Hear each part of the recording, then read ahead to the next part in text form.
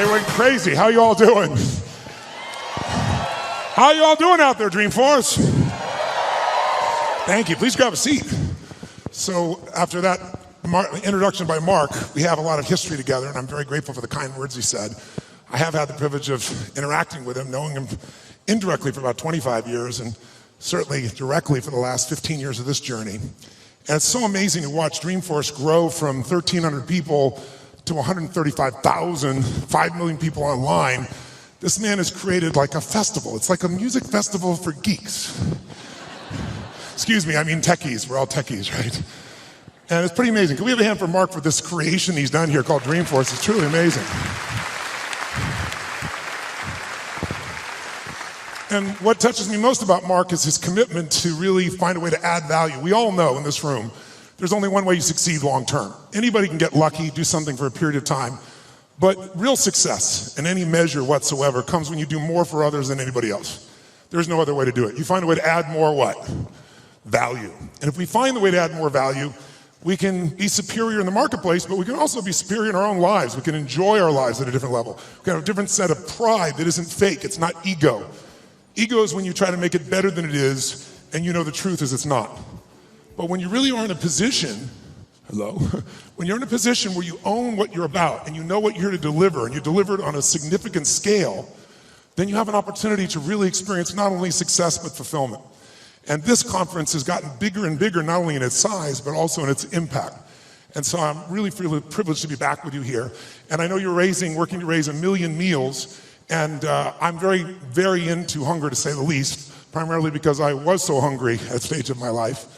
And my life was completely changed because when I was 11 years old, we had no money and no food. And we'd gotten used to that, but it was Thanksgiving, which makes it more emotional. And my parents were saying and doing things that after you say them, you can never take them back. And it was very profoundly painful, obviously, for myself as the oldest and trying to keep my brothers and sisters from hearing it. But it profoundly changed me because that day something changed my life, and it was somebody simply coming and delivering food. And it wasn't the person, wasn't giving it, it was a delivery guy. And it wasn't a happy moment for my father. It was interesting.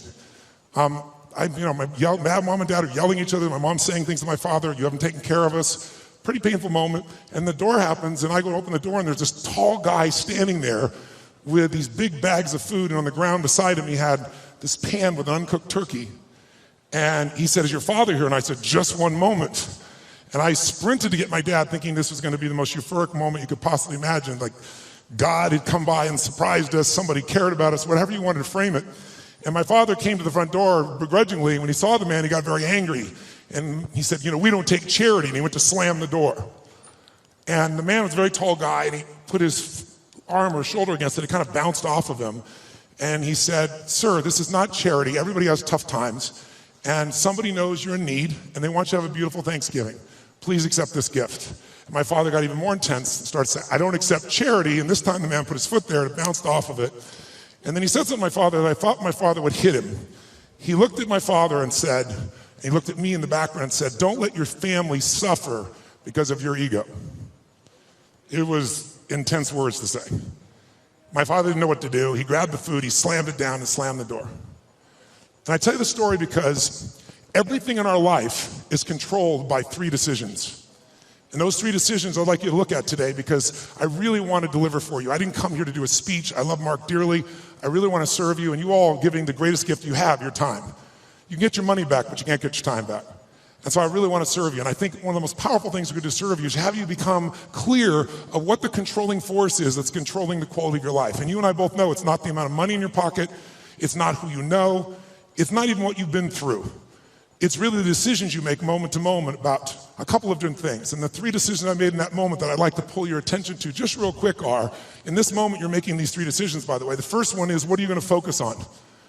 In that day, my father focused clearly on the fact that he had not taken care of his family. And whatever you focus on, you're going to feel. In fact, many of us in this room, who's ever focused on something, you were thinking something horrible was going to happen, you experienced the pain of that failure or that challenge in your life, and then it never ever happened. Who's had this experience? Say, I. And if things aren't bad in your life, you can always think of shit that hasn't even happened yet and feel bad in advance.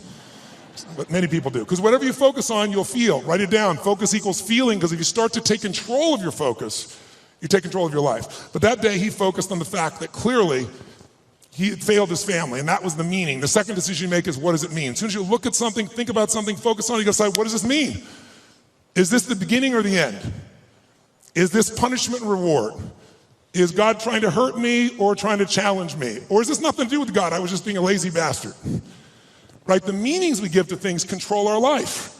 If you think it's the end of a relationship, are you going to behave the same way as you think it's the beginning of a relationship? In the beginning of a relationship, when you're totally in love with someone, what will you do for them? Tell me, what will you do? Oh, come on, guys. What will you do when you're totally in love? Shout out, what will you do? What? What? Make the sound of what it's like when you're totally in love, out of your mind. Just go ahead and make that sound like a primal sound of what that feels like. Just go for it so we get some energy in this room. It's been a long time for some of you, I can see really clearly. Let's try this time. How about totally in love and passionately desiring this person? Like you can't wait to touch them, make love to them, be with them. Make the sound of what that would be like. Go ahead, nice and loud, go ahead. So when you have the meaning that this is the beginning of the relationship and this person's the most incredible thing and you will do what for them? What will you do? Anything. What if you were that way with your client? What if you're that way with your internal customers, called your partners? You go, well, we'd have real sexual problems with HR, that would be a real challenge. But if your commitment was the same, when you're in that place, you do anything in the beginning of a relationship. In the beginning of a relationship, if your partner said, would you take out the trash? What do you say? Take out the trash. Happily. But after about 7 days or 7 weeks or 7 months or 7 years or 70 years, one day someone said, would you take out the trash? You go, what do I look like? Your janitor? You go, what happened to our passion? I'll give you a clue. If you want a relationship to last, if you think it's coming to the end, do what you did in the beginning and there won't be an end. Because when you think it's the beginning, you behave differently than the end. The meaning we associate to things controls our entire lives. It's not that your mother or father died that's giving you suffering. Certainly that's painful. It's the meaning you think it shouldn't have happened. And when we take control of the meaning, it's the only thing we can control our lives. We can't control events. And we're living now where technology is happening so rapidly. It's magnificent what it does for our lives. But we all know with that technology, our psychology is not developing as rapidly. And as a result, the world's changing. And a lot of us that have learned to engage with technology and use it to maximize, most people in this room, but there's lots of people who use technology to disengage, to be harmful to themselves and to other people. It's not a one-way street. So I'm interested in how to maximize the psychology side, and that's why I'm sharing this with you, so you can increase both your leadership skill, but who do you have to lead first to be effective, my friends? Who? Yourself. And so good to see, what's controlling you? Well, what I'm focusing on is controlling me. You can focus on something and make yourself crazy. You can focus on something and make yourself great. In this moment, you could be worried about Ebola, because we all know it's coming. People are freaked out all over the world. 36,000 people die a year of flu, and the whole world is focused on Ebola. Because the news is not designed to inform you, it is designed to startle you. Because that's how you sell things. So if you let someone else take control of your focus, your life will be in someone else's hands. So first decision is what you're going to focus. Second, meaning. My father that day focused on he hadn't taken care of his family, and the meaning was, I know what it was because he said it out loud, then I'm worthless. Now when you come up with a meaning, it produces an emotion. And if you and I want to look at the quality of our life, there's only a way to define it. One way really, that's real. How do you feel every day? If every day of your life you got $1 billion and every day you feel guilty or angry, by the way, nothing worse than an angry rich man or woman, isn't there? You just want to slap them, don't you? How do you have the right to be angry? But they find a way. But if you got $1 billion and you're angry and you're pissed off and you're guilty all the time, what is the quality of your life?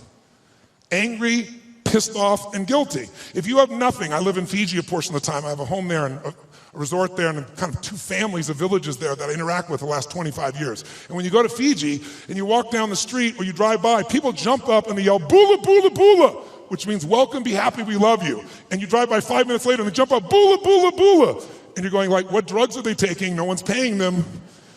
But they're so happy. They're in such a different state. They've learned to focus on something else and come up with a different meaning for life. But if the meaning is it's the end, if the meaning is that you're dissing me, if the meaning is you don't care, whatever meaning we come up with, that affects the third decision, which is what am I going to do? And what people do is based on the meaning, since the meaning creates emotion. right? You can be miserable no matter what you have, and you can be euphoric having nothing. We all know it's true. In fact, is it possible to learn to let, for example, all hell could be breaking loose around you, and you could just be sitting in a chair in this centered space, all hell breaking loose, and you could still feel great? Is that possible? Yes or no? Yes or no? Sure, but you and I live in a Western culture. Well, if you sit and bliss out, people come and take your furniture. So we have to be good at not only controlling the internal world, but our external world. And that's shaped by what we do. And what people do is based on their emotions and also their role models. So I thank you, Mark, and I thank all of you that are role models for people, where you show people that success does not mean taking, that success can mean truly growing and giving. That money, resources, and opportunity are things to be shared. They're things that are tools for a quality of life that you're able to enhance for people and for yourself and your family. Pretty beautiful thing. My father that day decided what to do was, if I failed and I've been worthless to my family, I must leave. And he did. And to me, it was the worst day of my life. I'll never forget it. I loved him more than anything. I had 4 fathers. He's the one I finally got attached to. I was like, Mom, I'm confused. But then finally, years later, I got the benefit of it, because out of all those experiences and all that pain, that day I made 3 different decisions. First decision is I just decided to focus on something different than him, and that's the power we have. We get to decide what to focus on, and my decision number 1 is I want to focus on the fact there's food. What a concept. Pretty cool.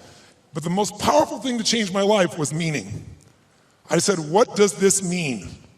Because my father had always said, my mother had always said, nobody gives a shit. Nobody cares.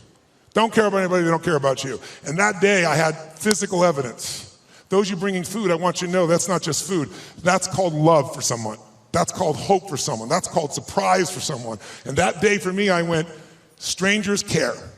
And so I started caring about strangers. And I decided someday I'm gonna do the same. So when I was 17, I fed 2 families. It was like one of the most incredible experiences of my life. I went to the grocery store, I was all excited, saved up all my money, went to the manager and said, I want to feed 2 families, this is what I'm doing, it's not for me, give me a discount.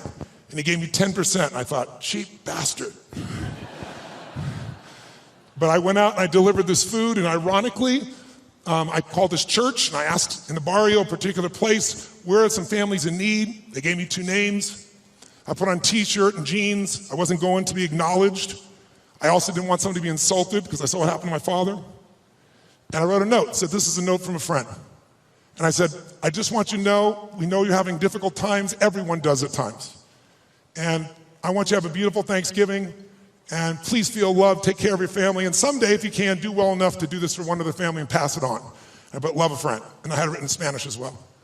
And I'll never forget, first place I pull up, this rotten old van, stick shift van, that I borrowed from a buddy of mine, with all these bags of food.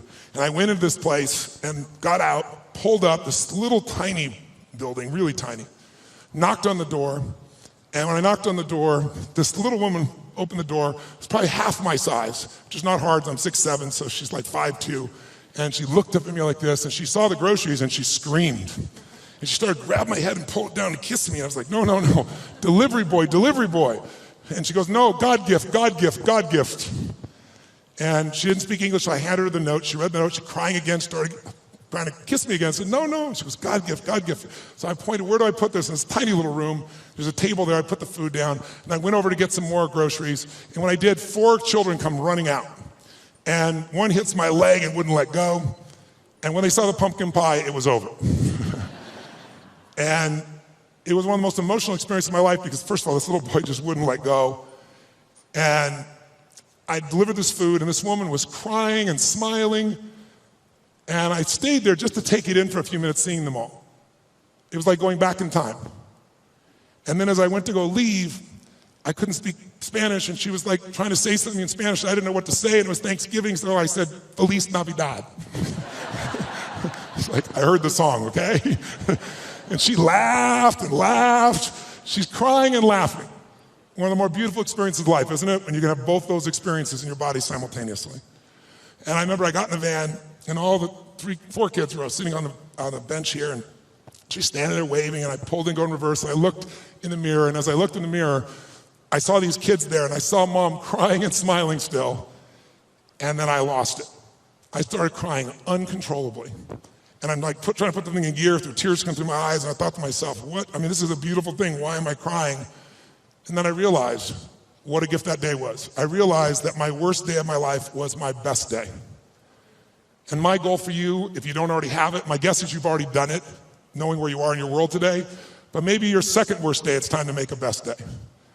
Because out of every tragedy, out of every pain, it only gets healed when we find a deeper meaning, when we find there's a higher purpose in it. And I realized I wouldn't have been there that day. I wouldn't have that hunger to help somebody else if I hadn't had the hunger in my own soul at one point missing. So it's very personal to me, and I want to thank all of you that made the contributions, and I told Mark and I've announced that I'm gonna match the 1 million meals if you hit it, and I'm sure as hell expecting that you will. And so we'll get 2 million, and when I told that, then Mark said, I'll match that, and we're gonna do 3 million here.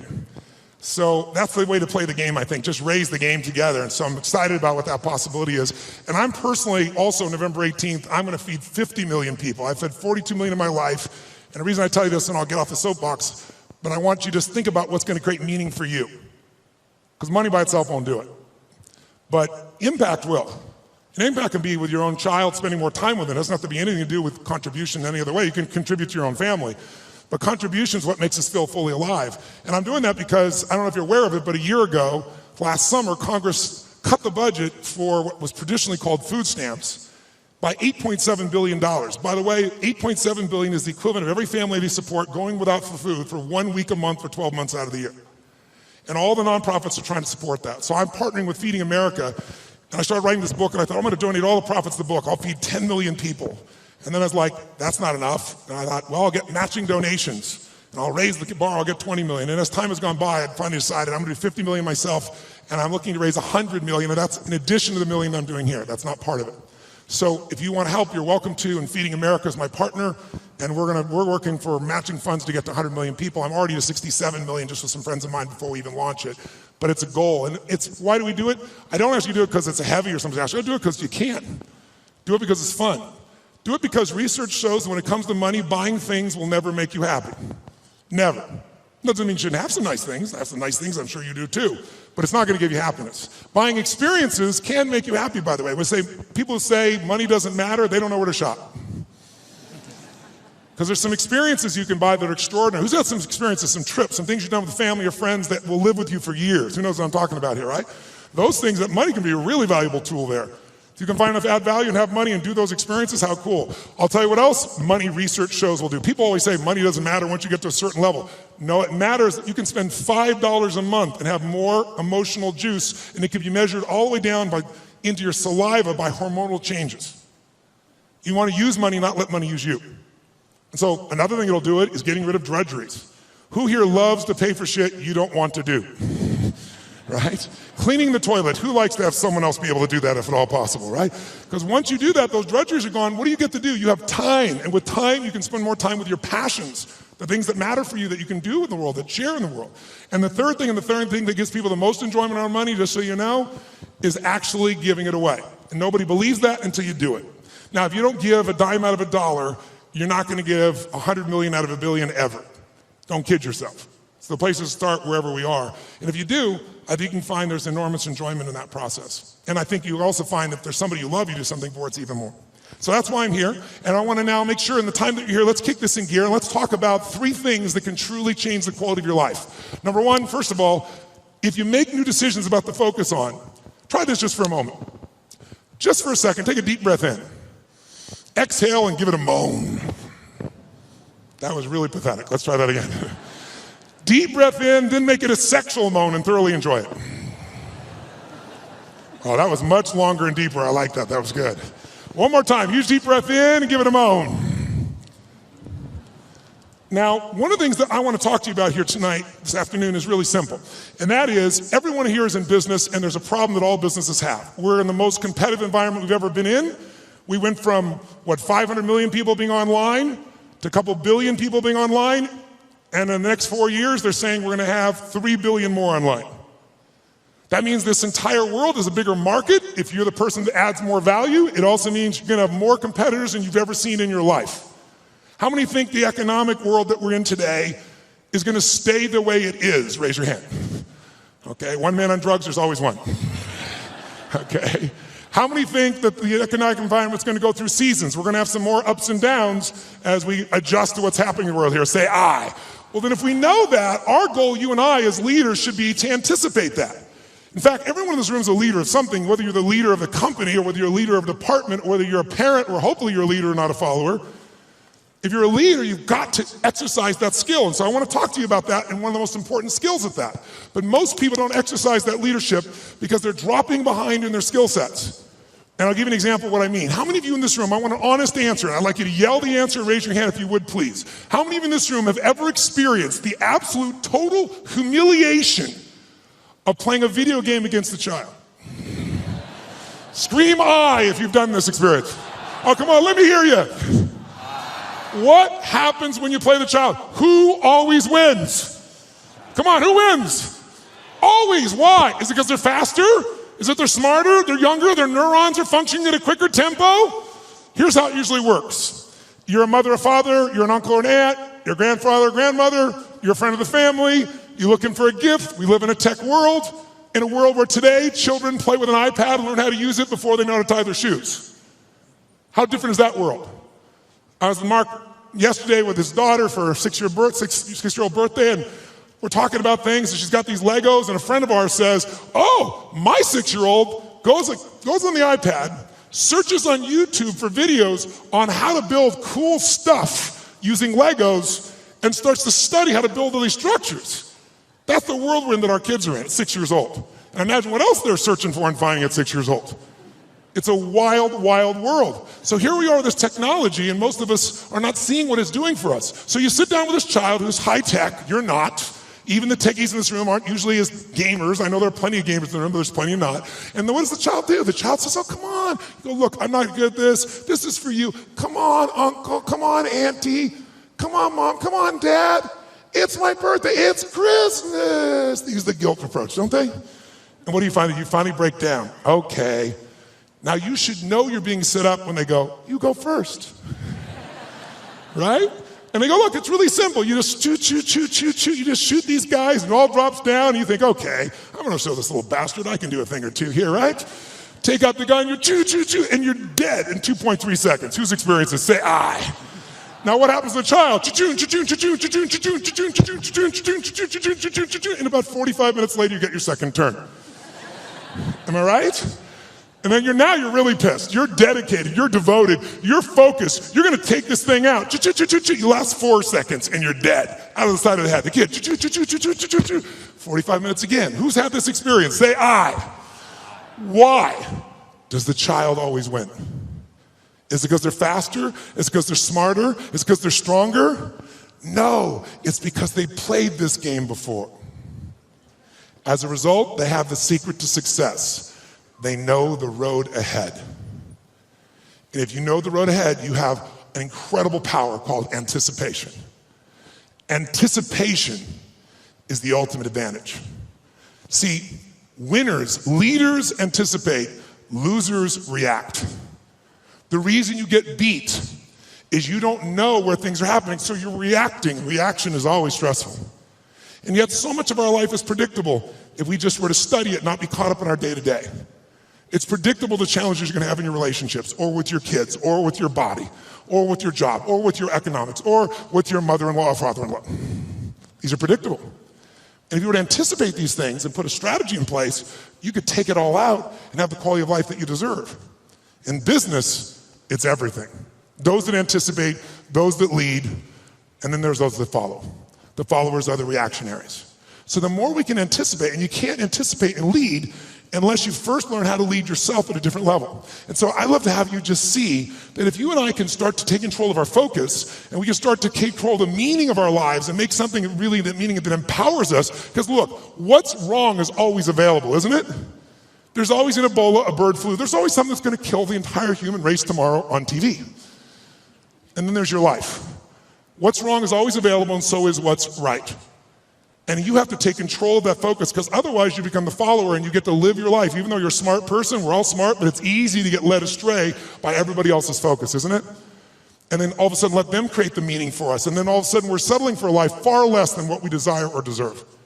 So my approach is really simple. My approach is to say, let's you and I, just for a few little time we have here, and by the way, this to me is a little time, a couple hours, 2.5 hours, I guess, at this stage. Because kind of the minimum length of seminar I do is 50 hours, 50. And you go, are you kidding me? I don't like to hear myself talk. I like to see people do things so often they build muscle, not just thoughts. And so one thing I'm gonna ask you to do in a few minutes is we're gonna go from this passive mode that you're in right now into full engagement. Because if you get fully engaged, it's amazing what you can accomplish and do. When you're partially engaged, you get a little bit of result. When you're disengaged, we all know what you get, nothing. And we live in a society where most of us are so overwhelmed. There's so much information. We're not having any problem with information. We're drowning in information, but we're starving for wisdom. And so we gotta separate it out. And so one way to separate it out is I'd like to talk to you about 3 things that can help you increase your performance and your life. Because what I'm obsessed by and have been for 37 years is what can increase performance for an individual or an organization. But also I'm equally obsessed about what's gonna make somebody fulfilled. Because who's had this horrible experience? Who here has ever achieved your goal and then your brain said, is this all there is? Who's had this experience here? Say I. And that's worse than failing. At least when you fail, your brain can say, I can figure this out and do it again a new way. But when you succeed and you're miserable, you're basically technically screwed. So what I want to make sure that you and I do is we set ourselves up to be able to win. So there's 3 things I'd like to walk you through. 1, I'd like to walk you through how to the competitive edge that's going to get you both the performance you want at the highest level and also the fulfillment you want. Because if you want to know my view, I can tell you there's 2 master lessons in life. Lesson 1 is the science of achievement. If you want an extraordinary life, if you want a magnificent life, which by my definition has nothing to do with me, it's life on your terms. Some of you, what's an extraordinary life? It's having a cool little company. For some of you, it's having a big billion-dollar company. For some of you, it's not a company, it's 3 wonderful children that you totally love and adore and spend time with. For some of you, it's poetry. For some of you, it's making a difference in the environment. It's different for all of us. It's life on your terms. But if you're gonna have an extraordinary life, you need to master, number 1, the science of achievement, which most of you are damn good at or you wouldn't be in this room, right? You know how to go from where you are, have a vision, make it real. Speeding that up, that's my business. And when Mark talked about it, he actually showed me the other day, we were together a couple days ago, and he showed me the very first day he did his V2 Mom, which is really a simple way of saying, what do you really want? What's your vision? And your values is, why do you want it? And walking through the obstacles and the solutions and strategies to get where you want to go. And he showed me on the back of an American Express bill where they designed on the very first day, Salesforce. And there you see that day where he engaged. He engaged in his vision instead of settling for a life that someone else had designed.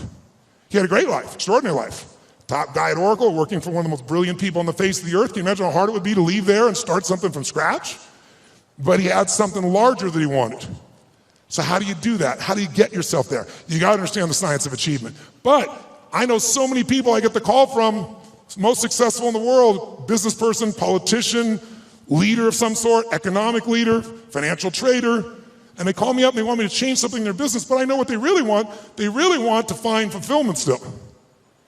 Because success without fulfillment is the ultimate failure. Who's with me on this?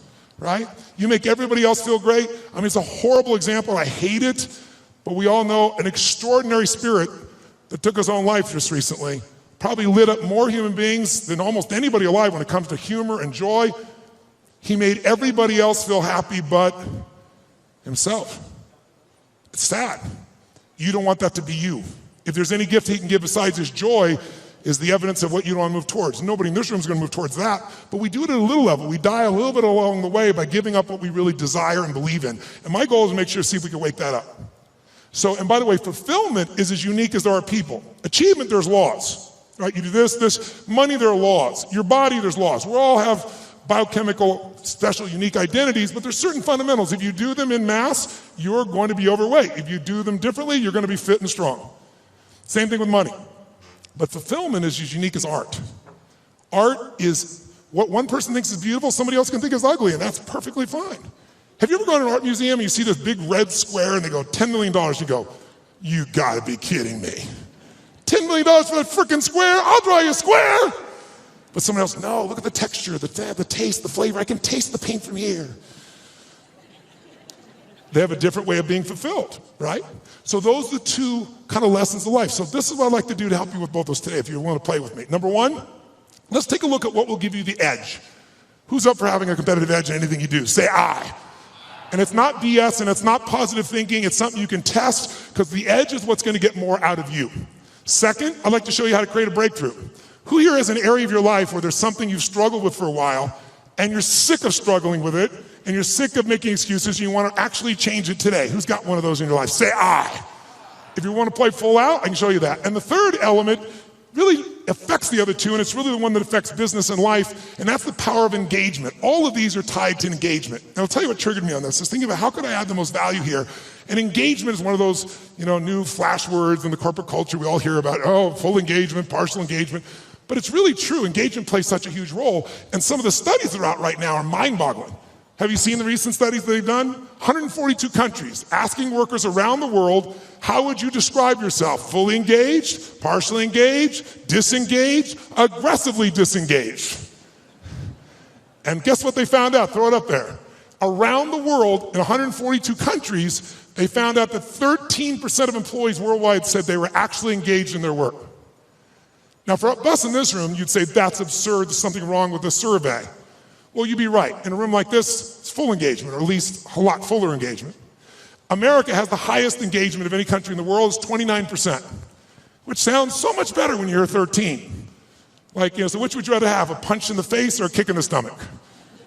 But let's flip that around and say, what does that really mean? It means 71% of people are disengaged at work in the richest, most powerful, most influential country in the world. It's mind-boggling. Now, if it was only one study, you'd say, it was a partial, but you can see study after study coming up with similar numbers, slightly off, but pretty much the same ratios. Now, here's what's really interesting. Of those 71%, there's a group in there, about 24% of them, that are actively disengaged. You know what that means? That means they hate what they do and they hate you.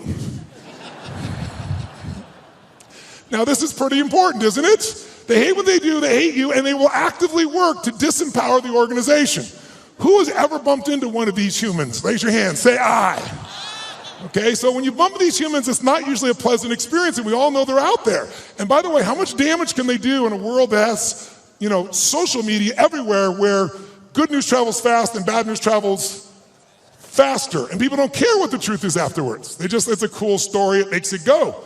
So this is an area that if you're gonna change your business, you gotta make a difference. So here's what I'm looking at. What makes the difference in people? What makes the difference in an organization?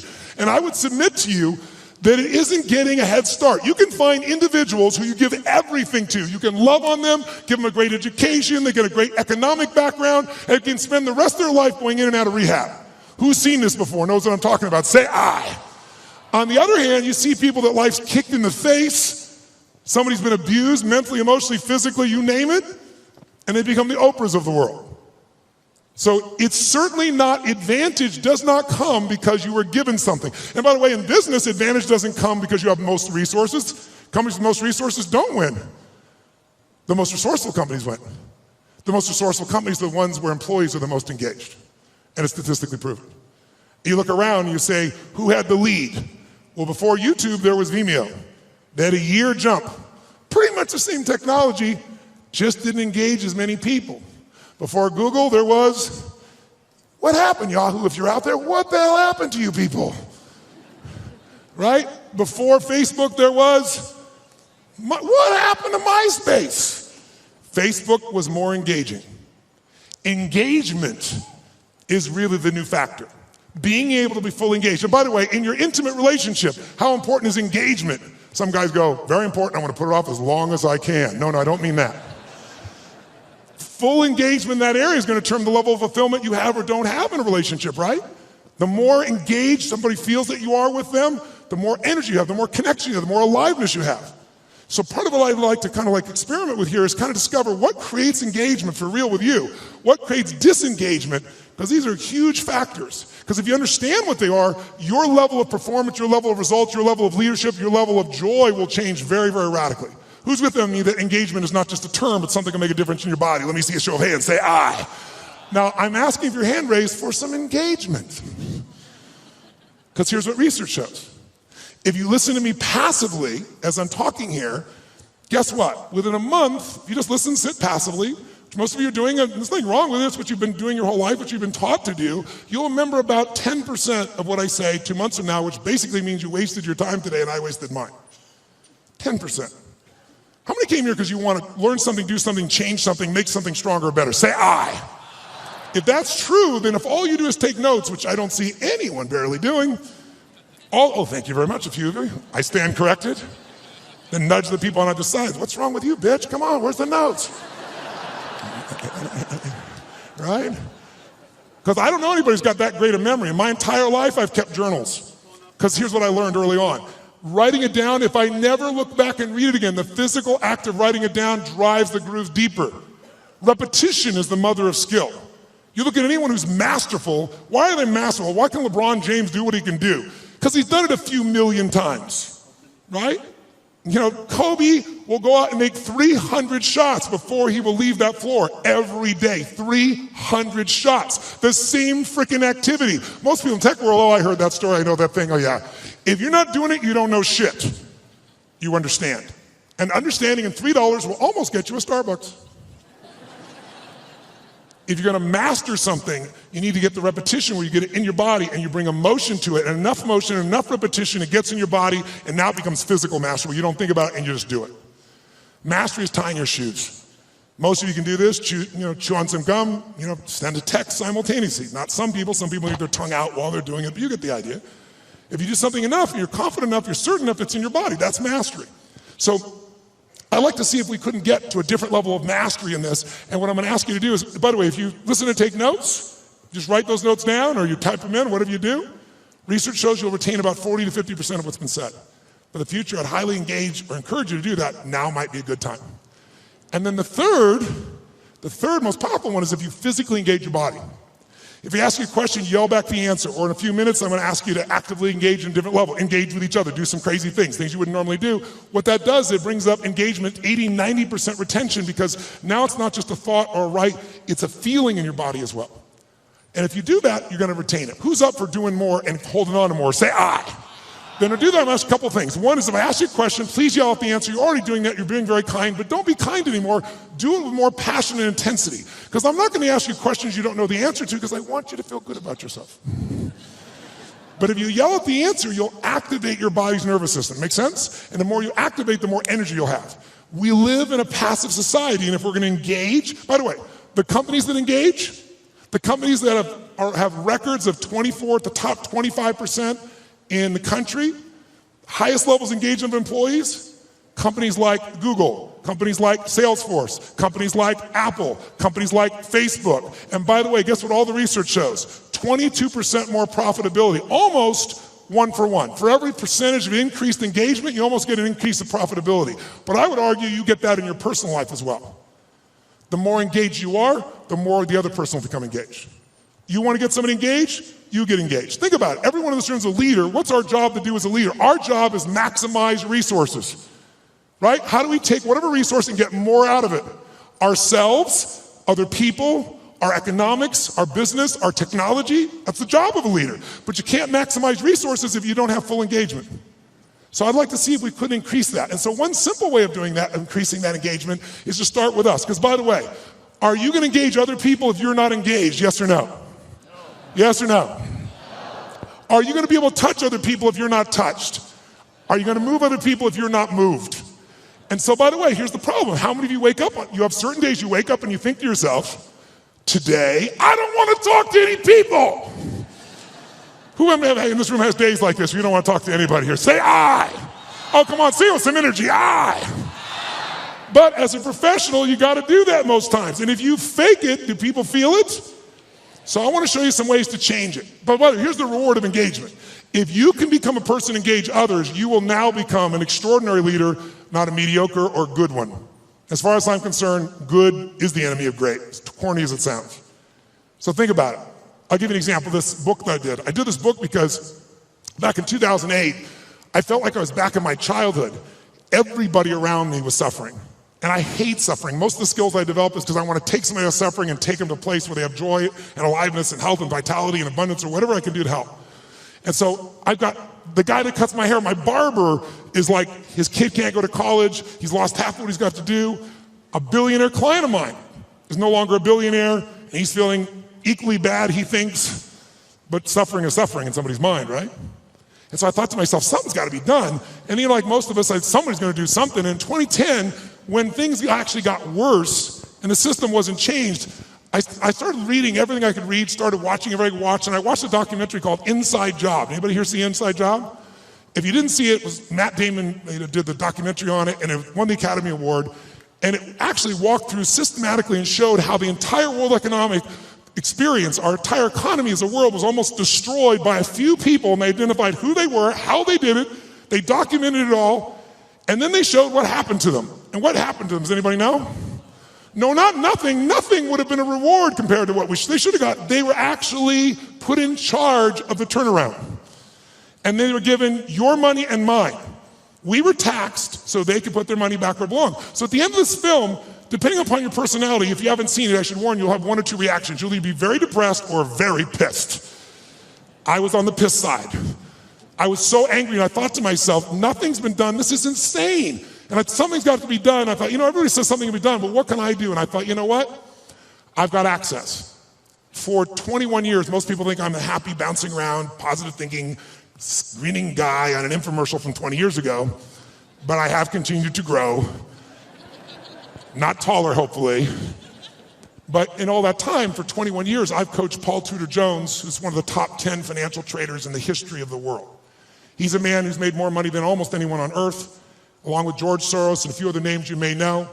But Paul's really unique in that Paul found himself in a position that in 1987, when the stock market crashed, the largest percentage in a day still to this day, he made 20% when the whole world was losing everything. He made 200% that year for his clients. Just unbelievable. And then it was like the guy that walked on the moon. What do you do if you walk on the moon? You see that, you look at that incredible view of the earth. It's you seeing it, it's not a photograph. You come back to the earth, you shake the president's hand, you have a ticker tape parade. Now what do? And a lot of those astronauts, if you know the story, actually became depressed because they didn't have what I call a compelling future, something to look forward to. So Paul had a little fall back, and I was called in to turn him around. Came in and started studying everybody around him, figured out what it took to do it, and built a strategy to put him back in state. He's been successful and made money every year for 21 straight years. Every single year. There's no one in his class that's done that. No one. Pretty amazing. I was with him to give example. We were together back, if you remember, in the tech bubble of 2000. It blew up. Paul made money. Right by him, side by side, every single day. He's emailing me every single day. I'm talking in some ways, communicating, or I'm going to see him every 3 or 4 months to be there in person to make sure we keep tweaking the system. I'm not there to be a positive thinking coach. He doesn't need that crap. I'm a prepare for anything coach. How do we figure out the strategy? I've always been a strategist. I've never believed in positive thinking. I never told people you should go to your gym or go to your garden, better yet, and chant, there's no weeds, there's no weeds, there's no weeds, there's no weeds. I'm like, here's the weed, let's pull it out. That's what I do with him. 21 years. 21 years includes 9/11. And when the whole markets are blowing up, making money. 21 years includes everything we saw in the subprime crisis, making money. It includes when we all went through the dropping gold, those were associated to it not long ago.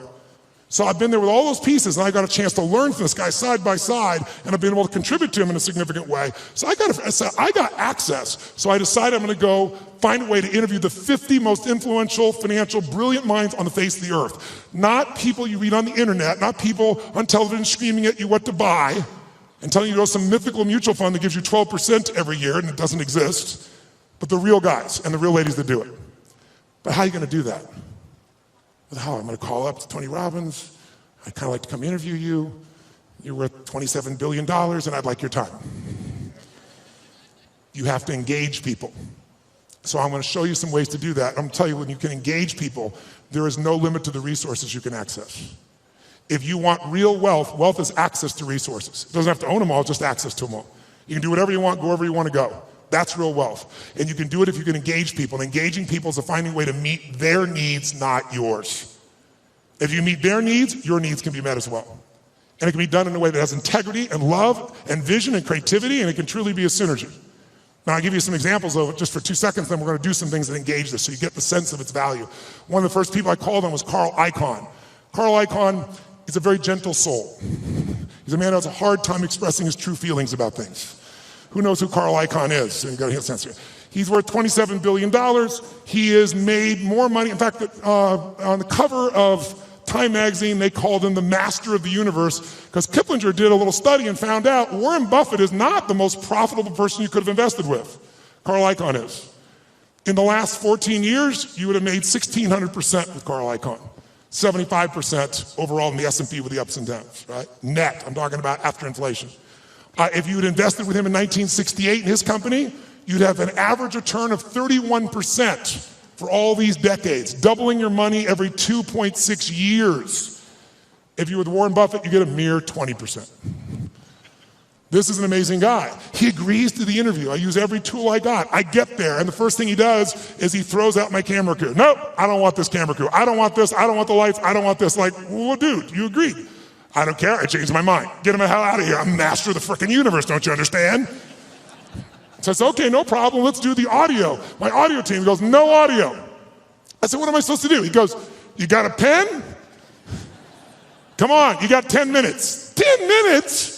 All my interviews are supposed to be 45 minutes. The average one went 3 hours. How? Engagement.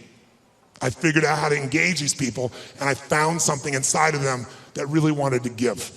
Not to me, they got what the mission was to other people. And I got them to tell me things nobody tells them.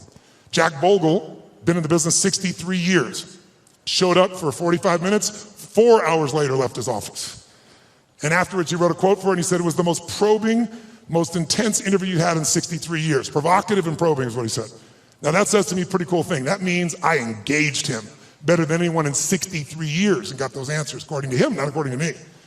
Pretty cool. I went to a guy named Ray Dalio. How many know who Ray Dalio is in this room? Look how few people know Ray Dalio. Ray Dalio has been called the Da Vinci of investing. He's been called the Steve Jobs of investing. But most of you never hear of him because you couldn't access him in a million years. But if you're president of the United States, if you're head of the Fed, if you run China, you know who he is, and I'll tell you why. To work with Ray, first of all, for the last 23 years, he's made 21% per year compounded before fees. Through all those environments. Unbelievable. But here's all it takes to work with Ray. You need a $5 billion net worth, and $100 million is the initial investment, and that was 10 years ago, and now he won't take your money no matter how rich you are. You're talking to him, and he gets a phone call, and it's the Prime Minister of China who wants some coaching. A large hedge fund might be $15 billion. Ray's $160 billion. I got hold of Ray. Part of what happened with Ray was he'd been a fan of mine, it turned out, for about 20 years. But what I did, I spent 15 hours to be ready to engage him. 15 hours of total immersion so I could pitch and catch with him. So I didn't just talk, I could do it back. He wouldn't just throw the ball, I could throw it back to him.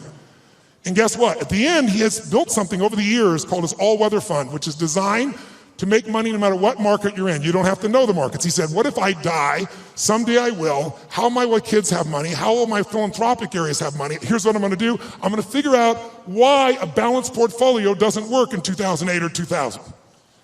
And everything we've been taught about finance is wrong.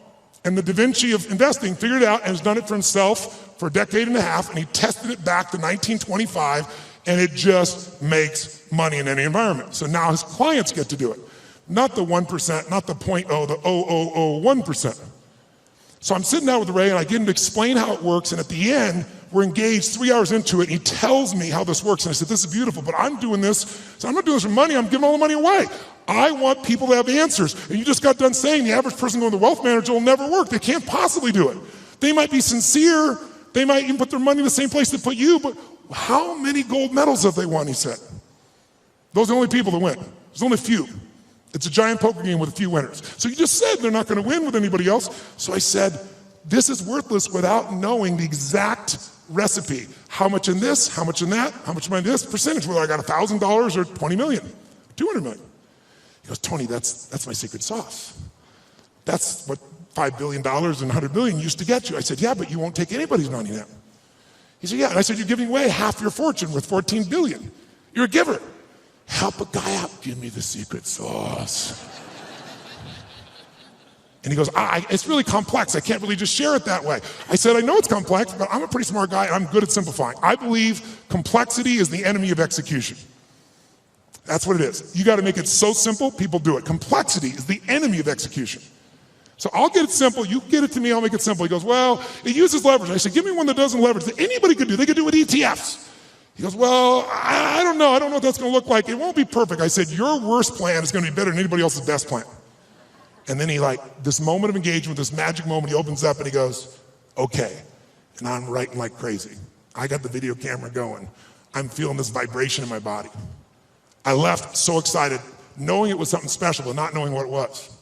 But that formula, I took it to Hightower, $30 billion asset company, and said, test this, 30 years, 40 years, 75 years, how's this done? Over all that time period, in the last 30 years, it lost money 4 times. Made money every other time, and the 4 times, one of the losses was 0.003. So really, practically lost money 3 times. You know what the average loss was? 1.9%. But the average gain, just under 10, all in. The largest loss in 75 years, it's been right 85% of the time, the largest loss was 3.95, as that was 2008. Less than 4% when the rest of the world, from top to bottom, lost 51%. It's in my book, by the way. And so a bunch of my partners are like, hey, this is a business. Don't put that shit in the book. And I said, you know what, it is a great business. We can help people do it if they want to do it, but it wasn't offered in that spirit, so it's there. I tell you this because I want you to understand with engagement, you can get anything. But engagement, I want you to define it, I want you to experience it. And so what's the first thing that allows you to engage somebody? What's the number one thing? Right now, if I said to you, what is it? How many think Mark is a fairly engaging guy without blowing smoke? How many have to say this guy's pretty damn engaging? Say I. What makes him engaging? What makes somebody you find engaging? What makes them engaging to you? What is it about them? Think about it. Say it out loud. What makes somebody engaging? They're positive. What's that? Eye contact makes somebody engaging. She's talking about another level of engagement. I can feel it right now. What else creates somebody engaging? Come on. Smile. What else makes them engaging? Energy. Passion. Talking the truth instead of what you want to hear. Who loves someone who will tell you the damn truth in the world we do? The world, not even reality television is freaking real anymore, right? Raw and real may not sound good, but it sure feels good because you know it's there. Sincerity, when you feel like somebody, how about caring? When you feel like somebody truly cares about you, does that make it engage more? Right? What makes something disengaging to you? What makes you disengage with someone? Lying, when you can't trust them? Arrogance, when they try to control you? What disengages you?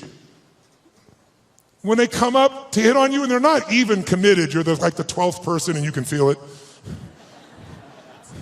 When they're insincere, disengages you. What's that? When the communication or the relationship is one-sided, totally disengages you, doesn't it? Inauthenticity, whereas authentic does engage you, doesn't it? Right? Oh, what's that? Yes, when they're on their phone talking to you while they're also doing something else. How many love this experience? And yet we've made it culturally okay, depending upon what generation you're in. Depends on how your mindset is and where you live in the world, I guess, to some extent. But all the things you said are true. When you feel that someone cares about you, is interested in you, is sincere with you, shares the same interests, is trying to accomplish something, if there's that caring, sincerity, mission, passion, is passion something engages you, yes or no? And then disengagement's the opposite. But all of them start with one thing that I want to do right now so we can shift this gear, because you've been sitting way too long and so quietly, you've been so nice, but this passive learning has got to end now.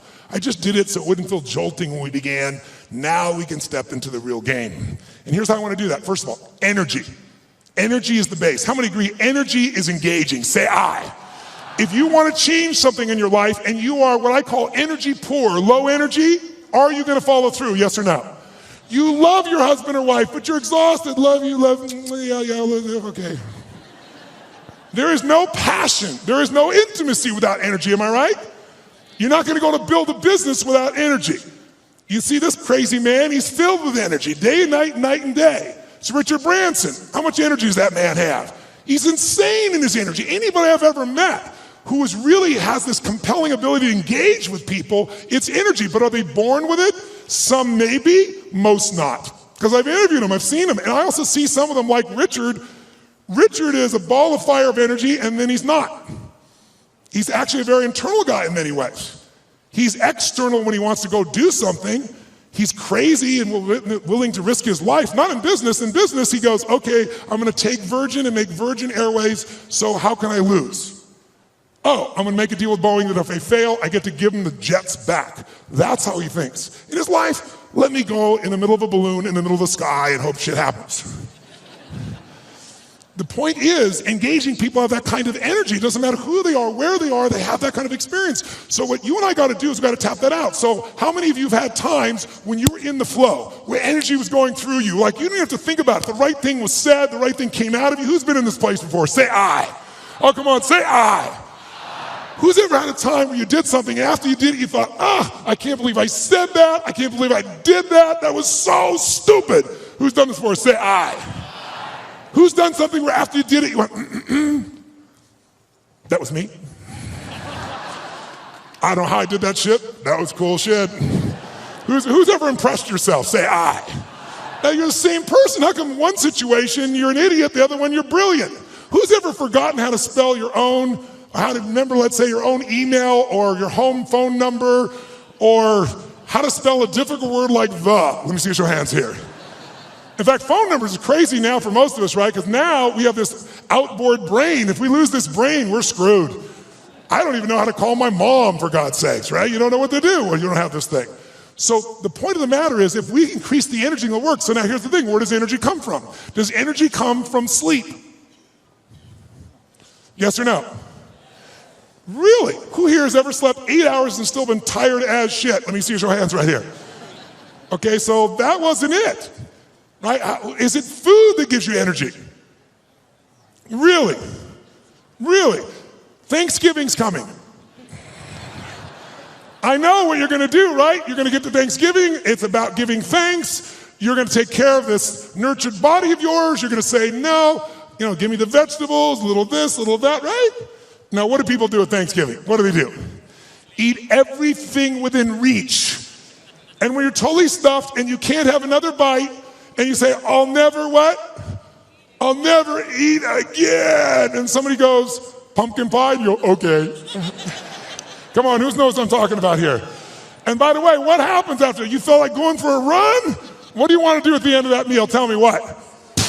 Who here has ever fasted for 5, 6, 7 days or more, gone on a fast? Does your energy increase or decrease as you no longer eat? Which one? Increases massively. So if it's not food and it's not sleep, don't get me wrong, those are useful, then what is it? The answer is, it's psychology. It's a mindset. It's a decision inside yourself where you say, I will no longer tolerate low energy in my life, because low energy equals shit relationship. That's a technical term. Low energy means low, lousy business. Poor energy means I no longer have the impact on my children. Someone else with greater energy is going to. And if we can find a way to increase our energy, and here's the good news about it, it's psychology and it's movement. The way you move will create it. So I'd like to start out right now with no more passiveness, and let's get active. Who's willing to do this? Say I. Stand up, you've been sitting way too long. Stand up, shake your body out. Shake it out, come on, we've been sitting way too long. Shake it out, shake it out, shake it out. And then before we do anything else, just to get you going a little bit, stretch up a little bit here. Go over to one side and give it a nice deep moan like a little kid. Go, moan. Oh, come on, louder, moan the other side. Back, high-pitched moan. Forward, deep moan. Shake your body out a little bit. Now, here's what I'd like to do. Just get started. Let's set a new standard. And a way to do that with people like yourself who are completely non-competitive is simple. I want you to turn to someone next to you and I want you to point at them and go, I own you. Go ahead, try it. No. I mean, say like, I own you. Come on, do it again. I own you. That means I am challenging you, lazy, tired person. And here's what we're going to do. Emotion, listen to me now. How many would like to have more joy in your life, more excitement, more passion, more aliveness? Who wants more of this stuff? Say I. Can you have everything in your life work out and still be in a lousy state? Can you achieve your goals and go, woohoo? In fact, in our society, it's almost encouraged, because if you do really well, who's ever lowered your enthusiasm about something you achieved because you didn't want to upset somebody else? Who's done this before? But by the way, it teaches your brain never to go for it, never to feel great. So the first thing I want you to do is really simple. I just want you to try not using your head, but just your body. And I just want you to just turn the person, point and go, I own you. Go ahead, I own you. Some of you have to join a group of 3. We're into that, go ahead. When I say now, I want you to literally try to outdo their body with energy. I want you to shake the building like you're celebrating the greatest sports victory of your life, like you had the greatest orgasm you've ever had. And you are like a little kid celebrating, not like a boring adult. Ready? Face the person. You're going to outdo them for 30 seconds. 1, 2, 3, go, go, go. Come on.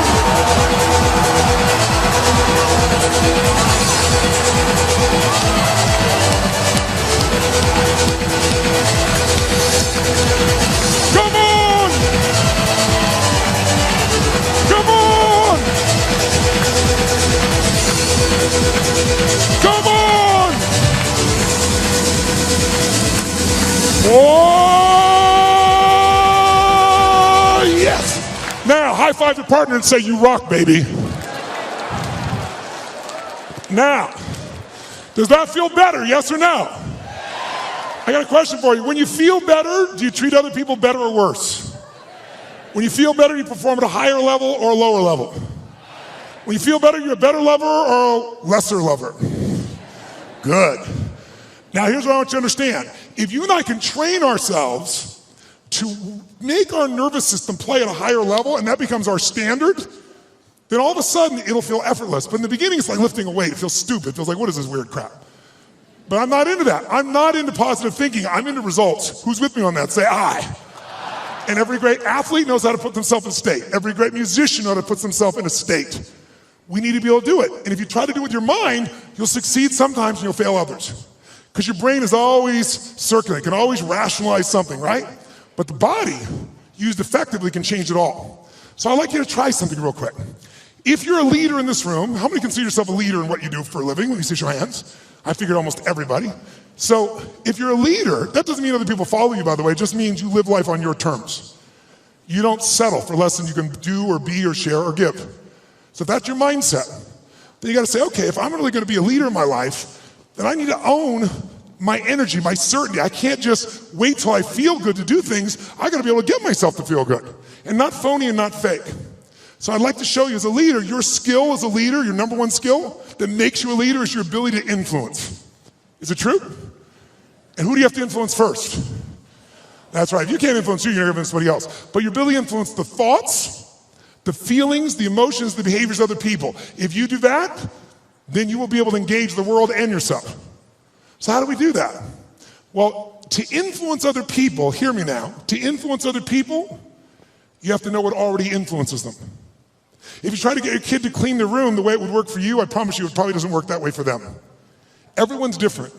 But there are some universals, and one thing that influences all of us is our state. If you're in a pissed off state, if you ever had a friend do something nice and you're in a pissed off state and you snap at them and you feel bad later on, it was just the state you're in, who knows what I'm talking about here? Say I. So we need to train ourselves to be in a better state. And the second thing that affects what we do long term, besides our state, that's what affects things moment to moment, is we all have a set of beliefs or expectations, or we might call it a blueprint for how life's supposed to be. When life is in alignment with our blueprint, we're happy. When not, we're upset. Sometimes there's nothing wrong with life, we just need to update our blueprint. So for this brief session, let's start with just changing our state, and let's learn something about how your brain blueprints things. So I want you to try something with me. Take your hands out like this, and when I say now, I want you to bring them together like this. When I say now. Thank you. All right, ready? Now. Ready? You can hear the entrepreneurs in the room. They're not waiting, baby. I'm going. I'm ready. I love it. Now. Ready? Now. Ready? Now. Keep your hands together. 32 years of research in 160 countries shows something really simple. As often as you pull your hands apart and bring them back together, if I don't mention it, you will always run the same pattern with the same thumb on top. In fact, notice which one it is. And I like, just try it, see what happens. Do it again. Ready? Go. Ready? Go. Ready? Go. Ready? Change thumbs. Go. What's that look on your face? Why does your face look like that? How many feel like this feels a little weird to change thumbs? Let me see if Joe's hands here. Right? Now, try it again. Do it the normal way. Watch how good you feel. Ready? Go. Ready? Go. Yeah, I'm good at this shit. I can do this. Try it the other way. Ready? Opposite thumb. Doesn't look, your faces look really bizarre right now. Now, some of you say, I want to change my business, I want to change my life, but you're really upset about the thumb move. We're really having some problems here. Let's go back to your normal way one more time. Ready? Go. Ready, go. Keep your hands together. Truly, 32 years of research has found something interesting about the pattern of how you hold your hands when they come together. If your left thumb is on top of your right thumb, then the driving force in your psychology is the desire for sex, and you're an incredible lover.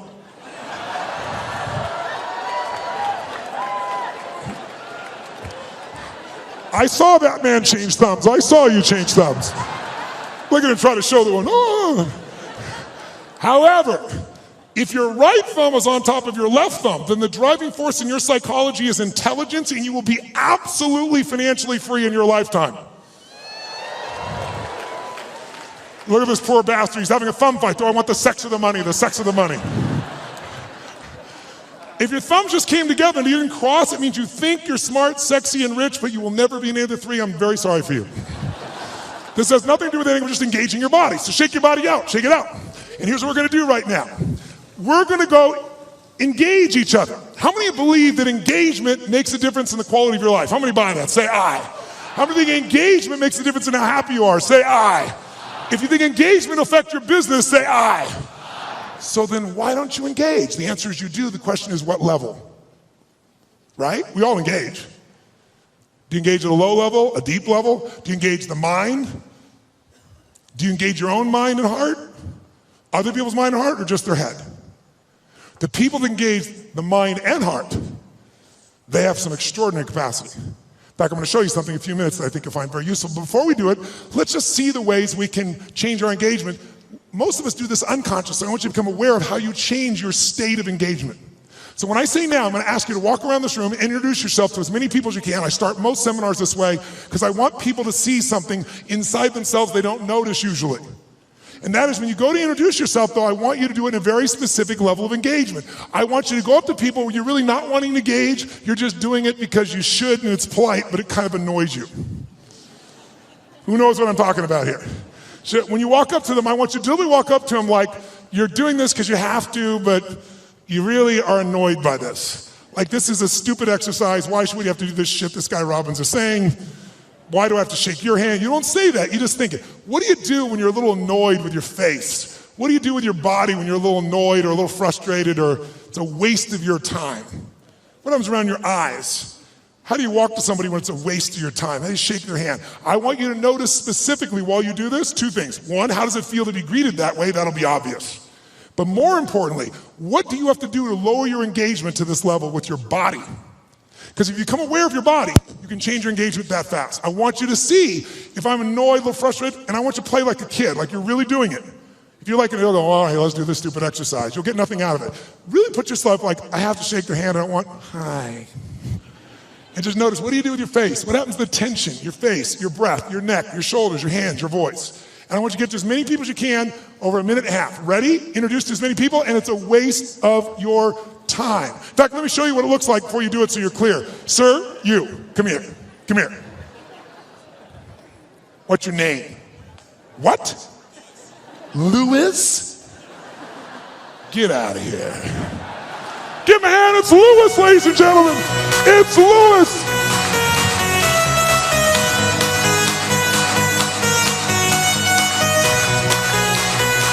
Oh, all right, get to as many people as you can now. It's a waste of your time. See what you do with your body. Go. Stop. Freeze. Wherever you're in the room, freeze. Shake your body out of that state. Now, when I said freeze, that wasn't hard for many of you because you didn't go anywhere. Hi, that shit's over. So, question. Shake your body out of that state so you have none of that left. All right, question. And we've got in this room, what, 6,000 people, 7,000, 8,000, whatever's in this room. I think it's 6,000 people.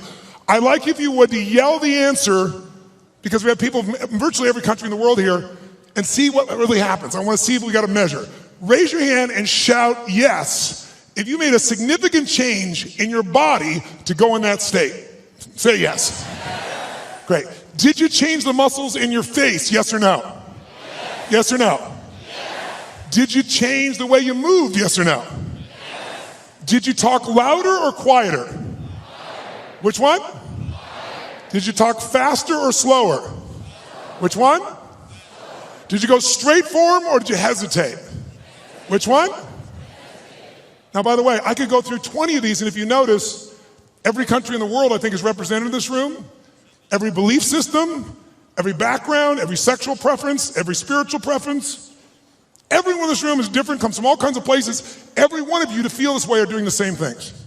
Because the one thing that's universal in engagement is if you engage your body one way, you're gonna feel like shit. Another way, you're gonna feel incredible. But if you're unaware of it, you let the environment control you. Become aware of it, you can take charge. Like knowing the buttons to your brain. How many follow? Say I. So that's what that one does. Now let's contrast it to a totally different state of engagement. Who's ever wanted to engage with somebody? A man, a woman, a person you wanted to employ, somebody, a client you wanted to gain, and you wanted to engage with them, but you were afraid they wouldn't engage with you fully. You're afraid they reject you, and that fear was really strong and held you back. Who's had this experience before? Say I. Good. If you don't raise your hand, you lie about other shit too, so I understand that. So here's what I'd like you to do. When I say now, I'm gonna ask you this time to greet people in a different level of engagement. I want you to greet them as if you're deathly afraid they're gonna reject you. But to do this, I want you to be like a little kid again. Because when adults, we're all achievers in this room, right? So we're not afraid. Fear is not a word for an achiever. We just get stressed. Stress, by the way, is the achiever word for fear. You go, no, I'm not scared. I just have to get these things done. I'm stressed out, all these things are done. Well, what if you don't get them done? I have to get them done, but what if you don't? Well, then the thing will fall apart. What if it falls apart? Well, then it'll fail. What if it fails? Then I'll be a failure. If I follow the trail of your stress, it will bring me to your deepest fear. So if you own your fear, you can figure out where it is, and I can show you how to change it in seconds. And when fear is no longer around, fear is your only enemy. Because when fear's not there, nothing stops you. Who's with me on this? Say I. But we don't call it fear because that doesn't seem cool to us. We're all adults. But kids, will kids show their fear? Oh yeah.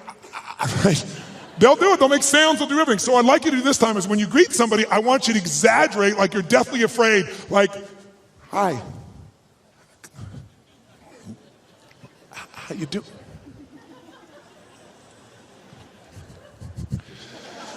I want you to exaggerate it so you'd see what you're doing on a very subtle level underneath. I'll show you an example. Who's ever watched the Winter Olympics on television and you're in your chair and watching somebody snowboarding or skiing, and as you're watching, feel yourself doing this? Who knows what I'm talking about here? Say I. So I'm gonna ask you to exaggerate so you notice it. So please play full out. It's the only way you're gonna see what you do, and see what do you do differently with your face, your voice, your body when you're really afraid. And it'll show you contrast. Just for 1 minute. As many people as you can, totally exaggerate, you're deathly afraid, go, greet them, greet them, greet them.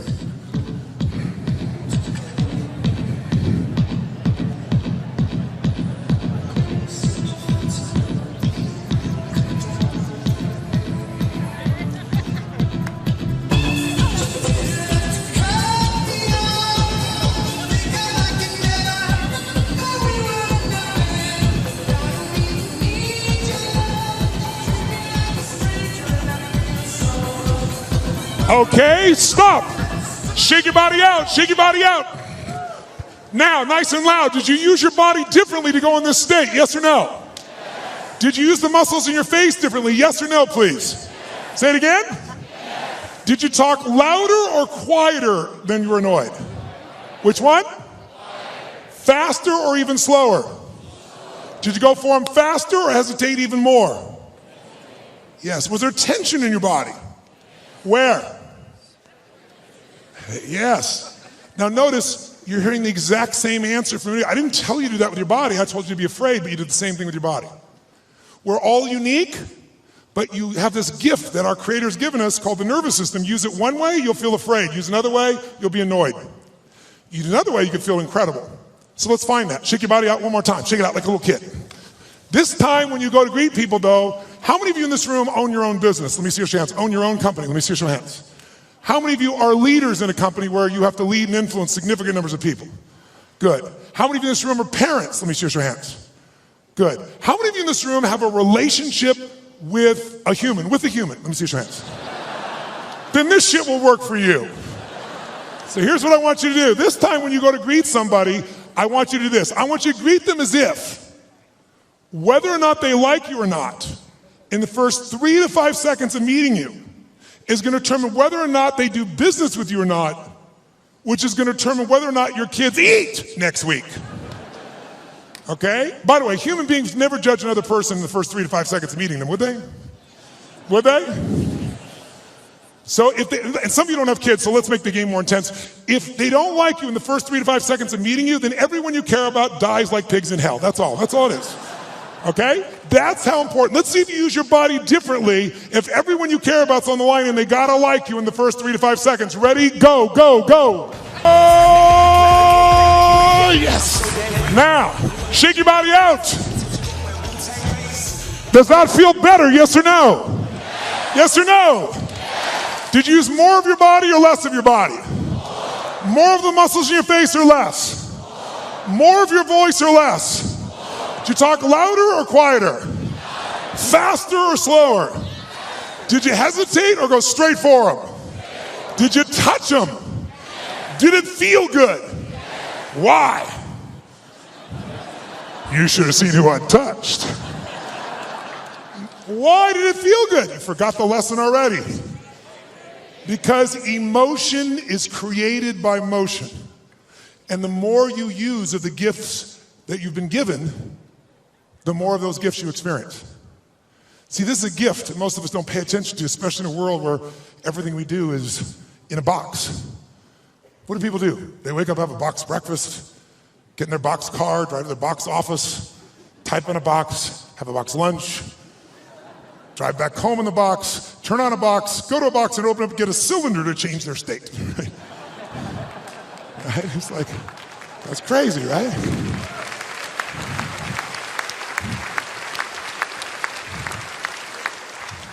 But if you and I use our body differently, we're going to think and feel differently. Do you feel more engaged or less right now? Which one? Did you engage others more or less? Now, by the way, was that the best way you could greet someone? By the way, first of all, did that feel good? Yes or no? Make some noise if you enjoyed that feeling. Come on, make some noise. So, question, was that the best greeting you're capable of giving a total stranger? Yes or no? Yes or no? Yes or no? Wow, listen, you hear some yeses and some nos. If you're saying no, that's not the best you could do, should we review the experience here for you? We said if you don't give your best, everyone you care about dies like pigs in hell, and you still didn't give your best. We need to talk. If you said no, I respect you. You know why? Because if you said no, that wasn't my best, you were being truly truthful, because whenever we get to what we think our best is, what do we always find? There's always what? Come on, guys. There's another level. Is it true? So if you said no, I respect you. So I'm going to ask you to take it up one more level. You say, what are we going to do? Get naked? No, no, no, no.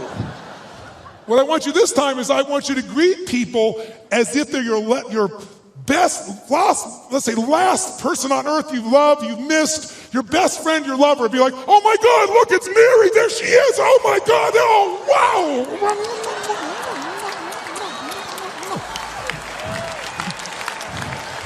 I want you to greet people like they're your long-lost lover or best friend. Ready, go, go, go!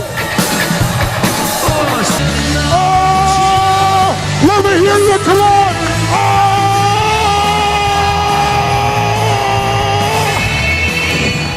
Now, shake your body out. Does that feel better? You feel more alive or less alive? More energy or less energy? Did you use more of your body or less? Did you use more of your face or less? More breath or less breath? Did you talk louder or quieter? Faster or slower? Did you hesitate to go straight for them? Did you touch them? Did it feel good? Why? Because emotion is created by... Now, the more you use of this, the more you're going to have. By the way, the more you use of this, the more you engage other people. We talked about Robin Williams. How freaking crazy was he in the use of his body? He used everything. That's why he could reach everyone and accept himself. So we're going to make sure you do yourself and everyone. Because the first engagement's inside. How many feel much damn better right now than when we're sitting here before? Say, ah! So we want to use this. This is not something you just engage in one time. If you become engaged, you can engage anyone else. If you sincerely care about them, if you're looking out for a way to support them and yourself, but you're not going to do it if you're low energy, poor energy. You want to be energy rich. Now, if you do this and you sit down and you don't drop out of state, this energy is still available to you once you turn it on. How many, by the way, feel like sitting down right now? How many feel like rocking and doing something? Let me see your hand. Say, ah! Because life is momentum, isn't it? Just like business is momentum, emotions momentum, sports momentum. So you can build your own momentum, but what you gotta do is you gotta do the simple practice of putting yourself in a peak state. Because why? Peak performance comes from being in a peak what? Say, Tony, what am I supposed to do? Go to the president of Microsoft and go, Charlie! I bet it'll change your state. No, but if you start within you, even if you only show a portion of it, like a tip of the iceberg, people feel there's something deeper underneath, even when you don't say it. They sense what's in you. And when that's there, you can have a much deeper impact. Now, why did you come to this conference? Tell me, anyone, why did you come to this conference, sir? To grow. To grow what? What's it? To grow what? To grow inside as an individual. What did you hope would happen if you grow inside as an individual? I'll be a better person. If you're a better person, what will that give you? A better life. And if you have a better life, what will that give you? Happiness. So he's got a long story, but he just freaking wants to be happy.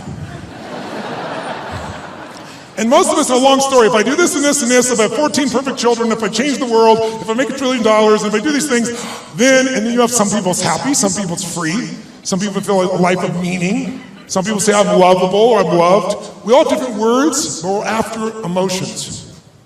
Everything you do, and most of us in this room are pretty intellectual individuals, pretty smart individuals, at least we think we are, but this gets in the way often of this.